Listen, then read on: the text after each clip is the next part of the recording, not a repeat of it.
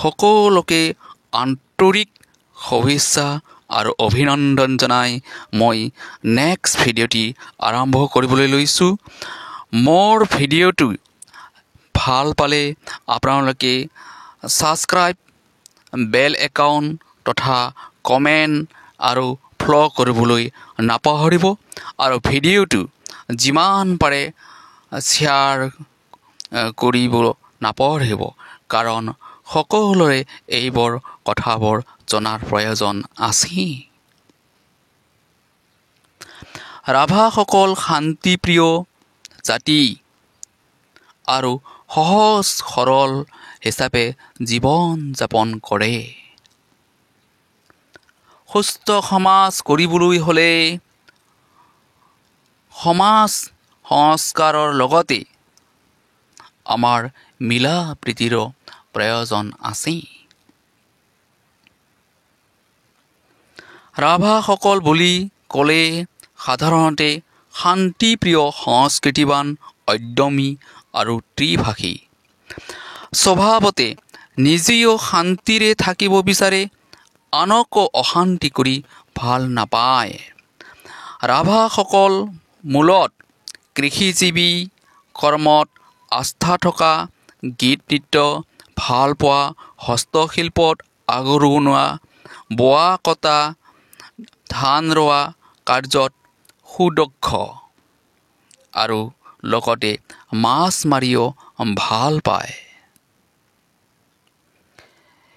এই জনগোষ্ঠীৰ লোকসকলে বিভিন্ন ৰঙী সাজপাৰেৰে সুসজ্জিত কৰিবলৈ ভাল পায়। স্বকৰ্মত আস্থা থকা আৰু দক্ষতাই জীয়াই থাকিবলৈ প্ৰয়োজন হোৱা কঠিনৰো কঠিন কাম সাঙুৰি খাই দল বান্ধি একেলগে কৰা কাৰ্য কৰি আমাৰ ৰাভাসকলে ভাল পায়। ৰাভাসকলৰ প্ৰবচনত পোৱা যায়, যাক কুলাই নিহাৰ পানীয়ে কুলাই আৰু যাক নুকুলাই বোলে সাগৰৰ পানীও নুকুলাই বুলি এষাৰ কথা আছে।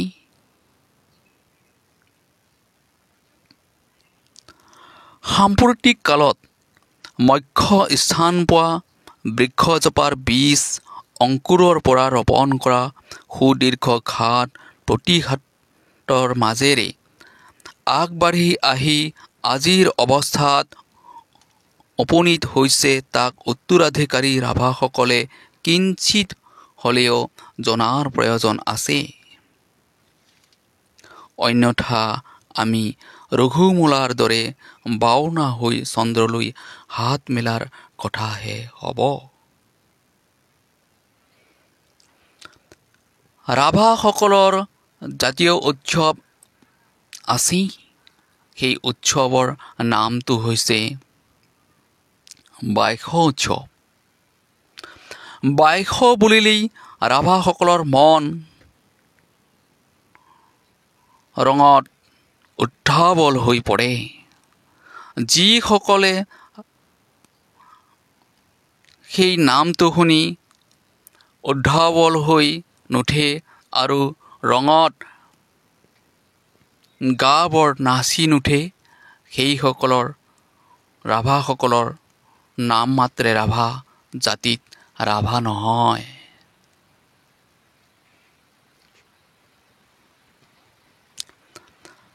আমি আমাৰ ৰাভাসকলৰ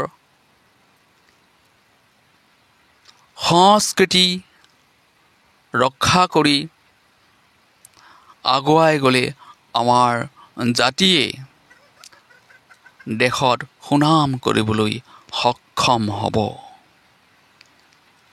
ধন্যবাদ। নেম ৰাচং।